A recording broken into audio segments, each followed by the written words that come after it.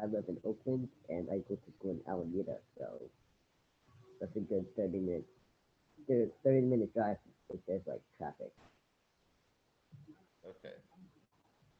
Okay, Oh, so I mean 15. Sorry. Your situation is a little more complicated, but Stephanie's is a little probably easier to resolve. But I'm curious, Stephanie, what your parents would say um, if the bike option were available and it was safe to use.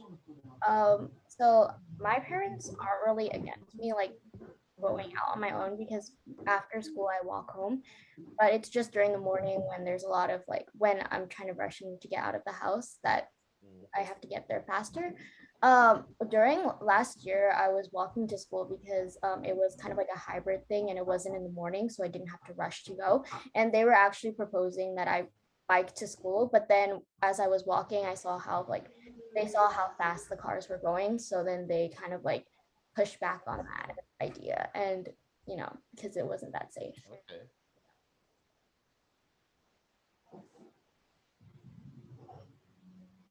Okay. So that's nice. You've got parents that are allowing you some freedom. But I can tell you right now, there are a lot of parents in the neighborhood that don't allow their kids that freedom. Um, and I think if you talk to the people at CVS, that CVS on 136, a lot of parents will park in there and wait for their kids to come to there to pick them up. Oh, So like the little plaza, right? The little plaza. that's correct, yes. All right. So there's Okay. a CVS there. There's some other food stores and stuff over there as well. Are there any other points or feedback you would like to give, or like, yeah, or possible ideas of how you would approach this project? They're also welcomed as well. Um, I know that people who live on the street and are trying to get out are concerned the vehicles more towards the center and the cycle lane in the middle. Sorry, off to the side. But having the cycleway off to the side is a lot safer for cyclists, and the parking is not always full.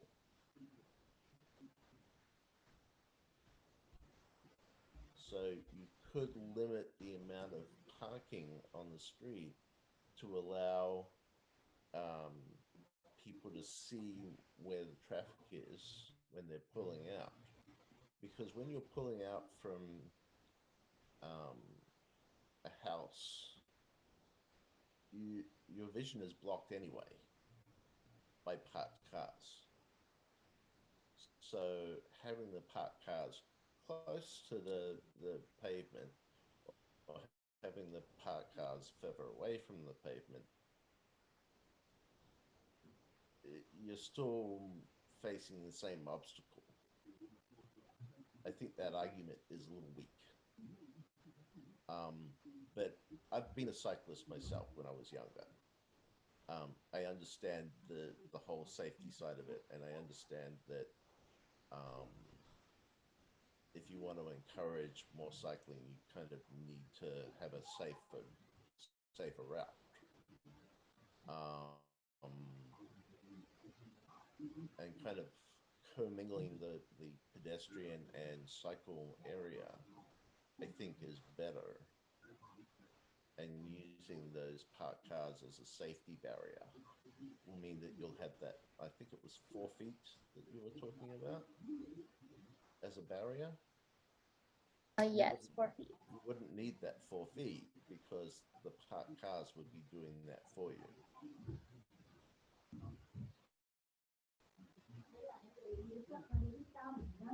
Now, having that situation, then the bus coming in, as long as no one's parking blocking the parking, then the bus coming in will have that extra space to be able to stop and allow passengers on. But I think the major problem that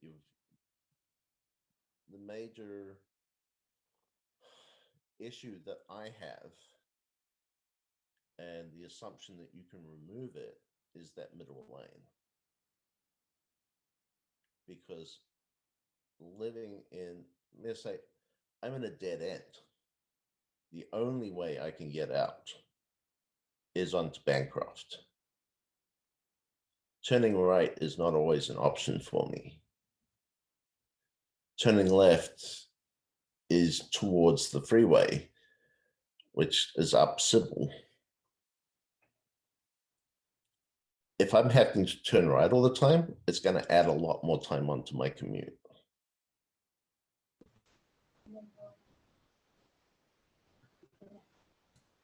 Okay. So the main issue you have with this design is the removal of the center right lane. That's right. Okay. Is that kind of it, or do you have any other comments of this project? You could also say other things you would like to see as well that you haven't mentioned, or reiterate some points as well before. Well, I think probably if you're looking at traffic flow, one of the things I'd really love, I'm just going to be greedy here, is to eliminate parking along where the school is. Are you talking about like But there's are you talking about like the side of the school or both sides of the school? both sides. But I'm talking from Blossom Way through to 136. So that would allow parents who want to pick up their children to be able to pull off to a side and wait, Oh, so and therefore, other traffic to get past them.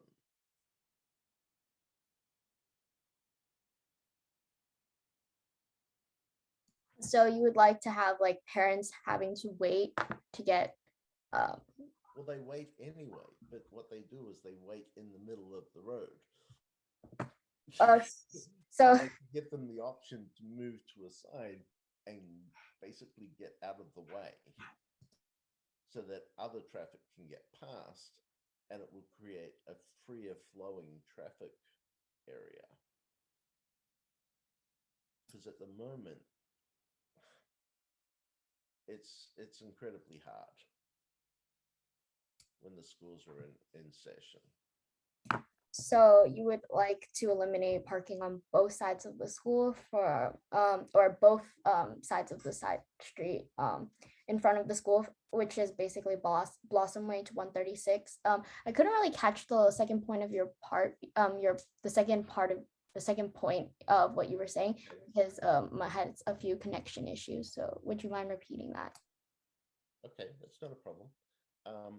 This would allow the parents to move to a side and park there and wait. So it would effectively make it a loading zone during school hours and will allow the traffic to flow better. Because at the moment, you've got so many parents trying to pick up their child that they're looking both sides to try and work out where their kid is.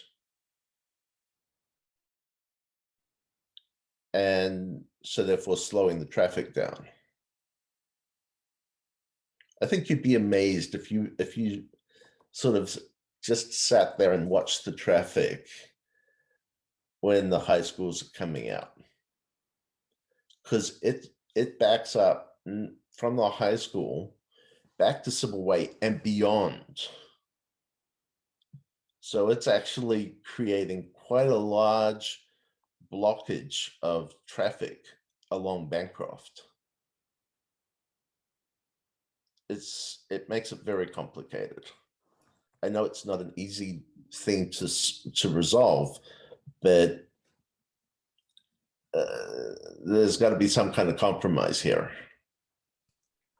Also, you mentioned something about like parents using this area as like a loading zone. Where would you say, like, where would you think would be the best place for them to do that?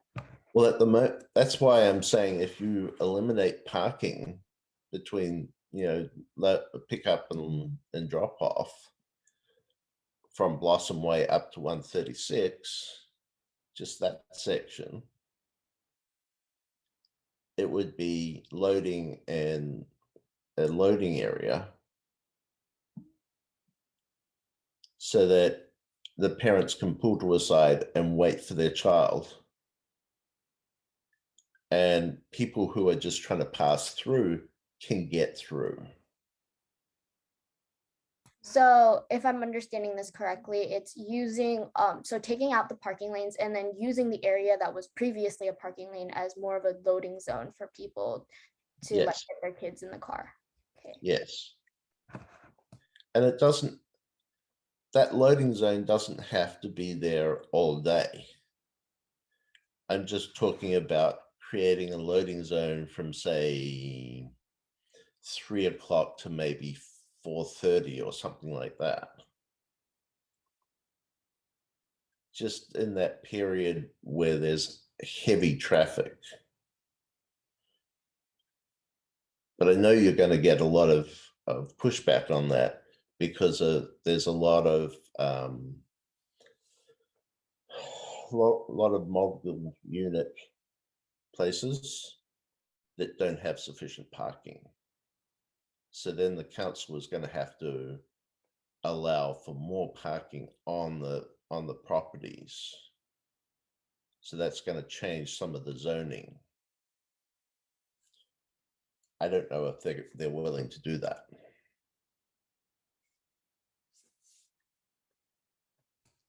Okay.